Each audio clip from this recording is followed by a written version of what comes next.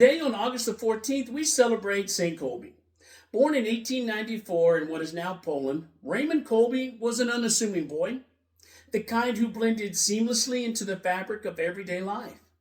And like any typical child, he occasionally found himself on the receiving end of his mother's lectures. "Son, what will become of you?" she asked him one fateful day when he was 12 years old. Little did she know that moment would mark a profound turning point in her son's life.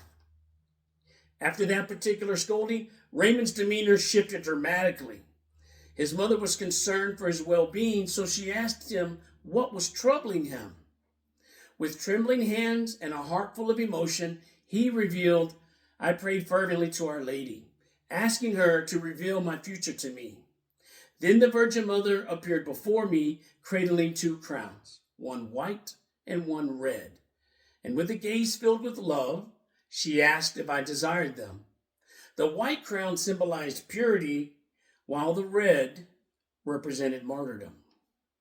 Not long after this extraordinary encounter, the 13-year-old Raymond embarked on a transformative journey by joining the minor seminary of the conventual Franciscans. In 1910, he took the name Brother Maximilian and soon found himself studying in the heart of Rome. It was during this pivotal time that he and a group of like-minded friends established the Militia Immaculate, an organization dedicated to promoting total consecration to the Mother, who had looked upon him with such profound love. He was ordained in 1918, and the newly minted priest returned to Poland with a fervent mission to ignite devotion to the Mother of God. He established a monthly magazine and a printing press, fueling the spiritual fire in the hearts of the faithful. However, his journey was not without challenges, and he contracted tuberculosis, which forced him to take a brief sabbatical. Yet this setback only intensified his zeal for his calling. By 1927, Father Maximilian's publishing apostolate had flourished to such an extent that he founded a new friary, Niepokolono, the city of Mary just outside of Warsaw. He was adamant that this city belonged not to him, but to her.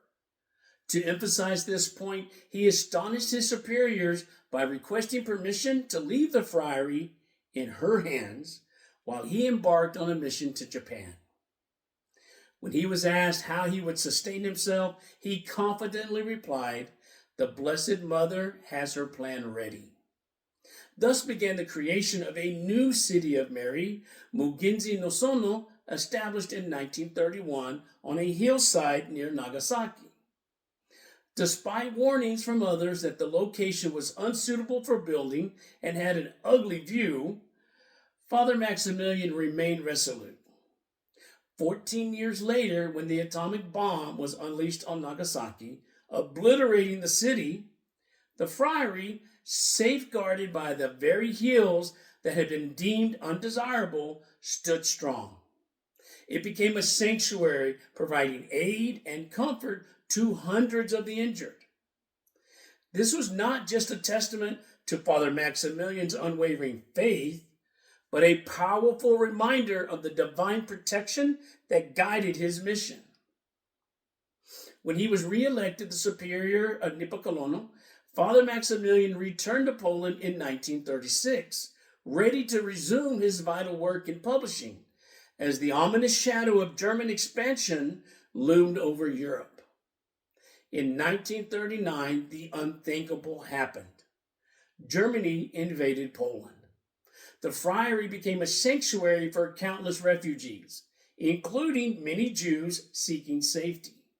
However, by 1941, the occupying forces could no longer tolerate such a powerful symbol of faith and humanity. Father Maximilian, along with 4 fellow friars, was arrested. In May of that year, he was assigned prisoner number 16670 at the Auschwitz concentration camp.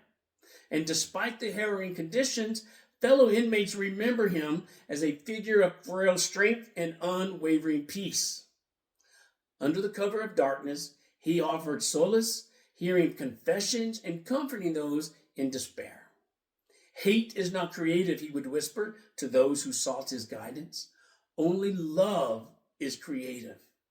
His words resonated like a beacon of hope amidst the darkness, reminding all who encountered him of the transformative power of love in the face of unimaginable adversity.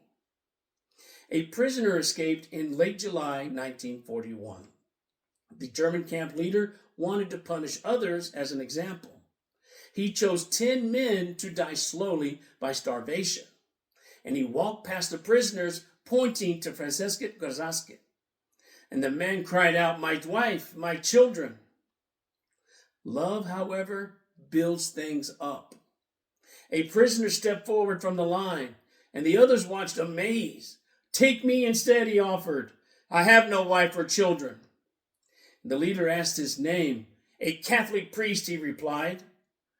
The leader was stunned, but he agreed to the swap. Father Maximilian Kolbe stayed with the doomed men. He comforted them in the starvation bunker. These cells were usually filled with screams, but the prisoners heard singing and prayers. The priest was the last one alive. Guards entered with a syringe, and it held a deadly acid.